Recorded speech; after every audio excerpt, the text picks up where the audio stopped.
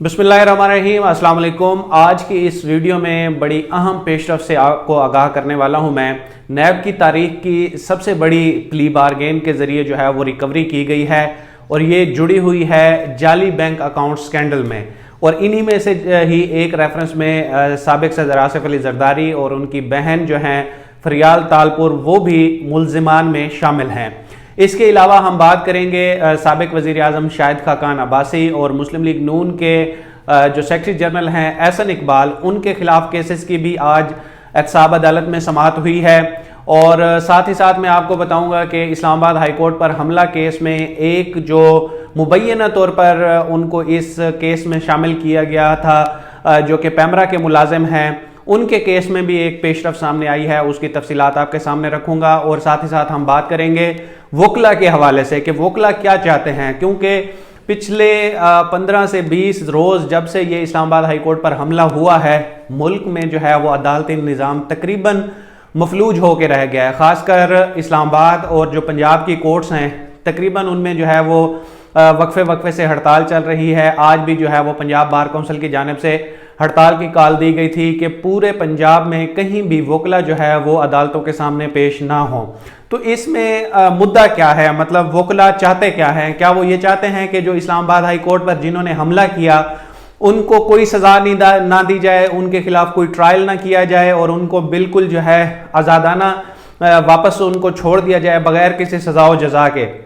तो ये वकला जो खुद लोगों को इंसाफ की फरहमी के लिए उनके वकील बनते हैं, जाके अदालत में उनके केसेस की पैरवी करते हैं, इनकी जिम्मेदारी है कि ये मुल्क में जो है वो कानून का जो निज़ाम है, जो इंसाफ का निज़ाम है, उसको प्रिवेल करने के लिए, लोगों को इंसाफ की फरहमी के लिए ये जिद्दोजहद करने वाली कौम होती है वकला। लेकिन यहाँ पर हम देखते हैं कि जब उनके अपने बेटी भाइयों की जानिब से जो है ये चीज़ सरजद होगी कि इस्लामाबाद की सबसे बड़ी अदालत और मुल्क की बड़ी अदालत पर जो है वो हमला किया गया कुछ वकला की जानिब से, और इसमें अब कोर्ट की जानिब से आप देखेंगे काफ़ी रिलैक्सेशंस आई हैं कि आप जस्टिस आमिर फारूक का वो रिमार्क्स देख लें कि जब उन्होंने अभी तौहीन अदालत केस में कहा कि उन चंद वकला के जो 5-7 बंदे हैं जिन्होंने हमला किया, आप उनके नाम दे दें, बार को कहा गया। फिर इसी तरह से जस्टिस अतर मिनल्ला की जानिब से ये स्टेटमेंट आई कि मैं जो है ये सारा कुछ मेरे सामने हुआ लेकिन मैं खुद से किसी बंदे का नाम नहीं दूंगा, बार जो है वो उनको नॉमिनेट करके पुलिस और इंतज़ामिया के साथ ताउन करे और जो है उन वकला की गिरफ्तारियों में जो है वो इंतज़ामिया की मदद की जाए। लेकिन एक तरफ से तो हम देखते हैं कि जो बार के करता धरता हैं, जो सदर हैं या जनरल सेक्रेटरी हैं, वो इस हमले की मजम्मत करते हैं, और दूसरी तरफ जो है इस तरह से हड़तालें करके ये जो जस्टिस सिस्टम है उसको मफलूज करने की भी कोशिश की जाती है कि अदालती कार्रवाई जब बंद हो जाएगी तो इससे अदालतों पर जो है वो प्रेशर डालने की कोशिश की जा रही है। तो क्या आप मतलब ये लोगों को आप क्या सबक दे रहे हैं? वकला बरादरी से, वकला जो सीनियर लॉयर्स हैं, उनसे मेरा ये सवाल है कि आप मुल्क में लोगों को क्या आप सबक दे रहे हैं कि अगर आपने अदालतों से फैसले लेने हैं, अपनी मर्जी के फैसले लेने हैं, आप चाहते हैं कि अगर एक बंदा आपको पता है कि उसने जाके इस्लामाबाद हाई कोर्ट के चीफ जस्टिस के चैम्बर पर जो है वो पथराव किया है, जाके वहाँ पे अब जो वहाँ पे बातें हुई, जो उनकी तरफ से तौहीन अमेज़ नारे लगाए गए, फिर चीफ जस्टिस के कमरे में आप घुस गए, वहाँ पे जाके आप उनकी टेबल के सामने खड़े होकर जिस तरह से चीख रहे थे, चिल्ला रहे थे, तो आप लोगों को भी यही सबक दे रहे हैं कि आप भी आएँ, अगर आपने इंसाफ लेना है तो आप आके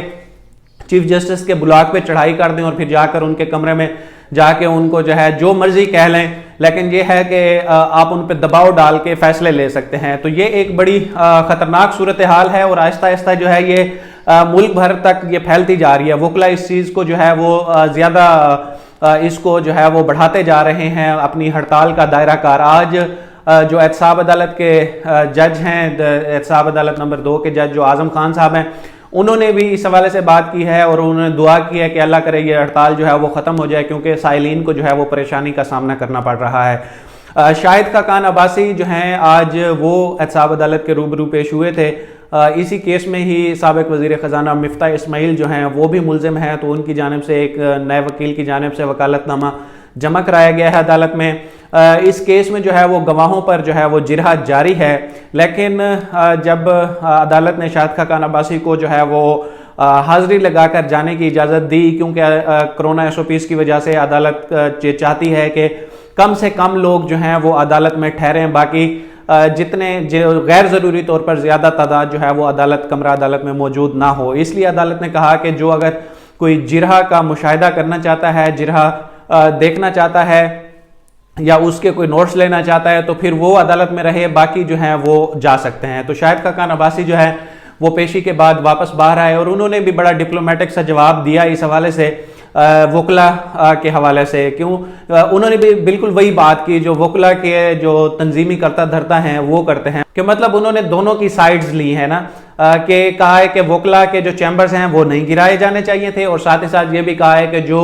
چیف جسٹس اطہر من اللہ کے چیمبرز پر اٹیک ہوا ہے وہ بھی نہیں ہونا چاہیے۔ یہ ایک بڑا مطلب ڈبل سٹینڈرڈ ہے ہمارے ملک میں، صرف ووٹ کی خاطر جو ہے کہ بھئی اگر ہم نے کوئی ایسی بات کی تو یہ اس پورشن کی حمایت ہمیں نہیں رہے گی۔ ہماری سیاسی جماعتیں جو ہیں وہ چاہے کوئی بھی ہو، وہ ہمیشہ اس معاملے میں ڈبل سٹینڈرڈ شو کرتے ہیں کہ ٹھیک کو ٹھیک اور غلط کو غلط نہیں کہتے، بلکہ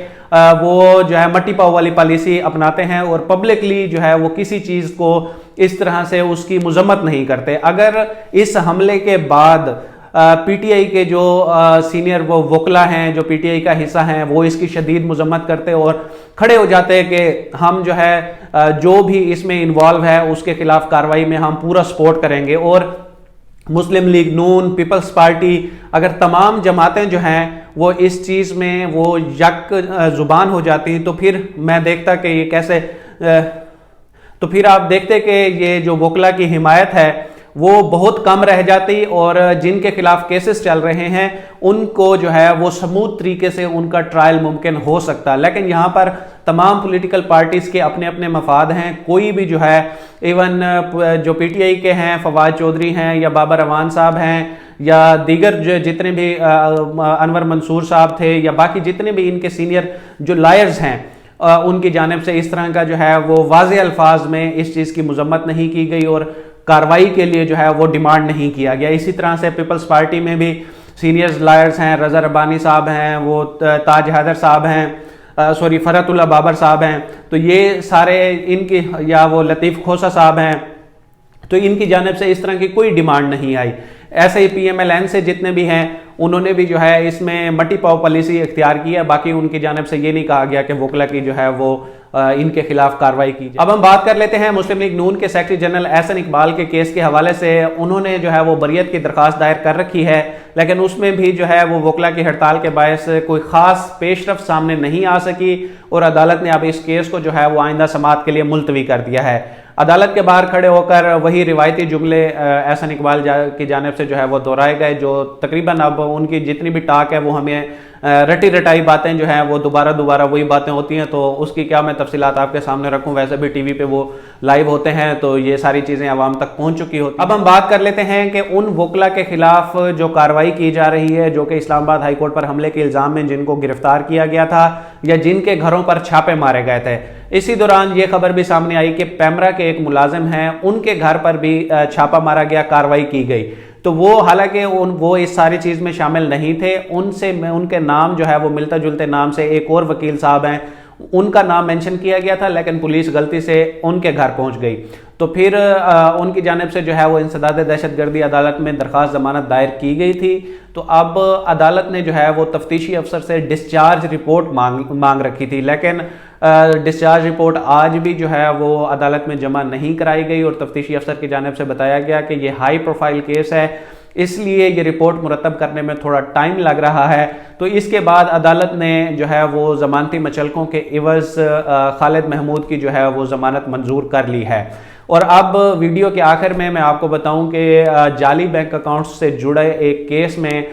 پلی بارگین کی ہے۔ احسان الہی صاحب ہیں، یہ کنسٹرکشن کا بزنس کرتے ہیں، ان پر الزام تھا کہ انہوں نے جو ہے وہ سرکاری عملے کی ملی بھگت سے جو ہے اپنے فرنٹ مینز کے ذریعے سرکاری زمین جو ہے تقریباً 562 ایکڑ اراضی انہوں نے الاٹ کرائی اور اپنے نام پر مختلف طریقوں سے ٹرانسفر کرا کے یہ اس پر ہاؤسنگ سوسائٹی بنانا چاہتے تھے، لیکن پھر جب سپریم کورٹ میں یہ ساری کارروائی شروع ہوئی اور اس کے بعد سے جہاں پر احتساب عدالت میں تقریباً 10 سے زائد جو ہے وہ ریفرنسز دائر کیے گئے ہیں، آج اس میں جو ہے وہ نیب نے یہ اعلان کیا ہے کہ 21 ارب روپے کی جو ہے وہ پلی بارگین کی گئی ہے۔ ملزم احسان الہی صاحب جو ہیں وہ بھی عدالت میں پیش ہوئے اور جج بشیر صاحب نے انہیں کہا کہ آپ کو پتہ ہے کہ اس پلی بارگین کا مطلب کیا ہے کہ آپ نیکسٹ کسی عوامی عہدے کے لیے اہل نہیں رہیں گے، تو انہوں نے کہا جی مجھے معلوم ہے۔ تو اس کے بعد عدالت نے ان کی پلی بارگین جو ہے وہ اپروو کر لی ہے۔ اسی حوالے سے کچھ ڈیٹیلز جو ہیں وہ نیب کے ڈپٹی پروسیکیوٹر جنرل جو ہیں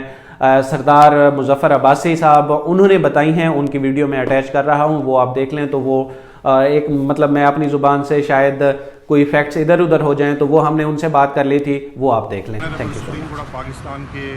حکم کے مطابق تحقیقات کر رہا ہے اور جعلی بینک اکاؤنٹس کیسز میں اب تک 10 سے زائد ریفرنسز جو ہے وہ اسلام آباد کی انتصاب عدالتوں میں دائر ہو چکے ہیں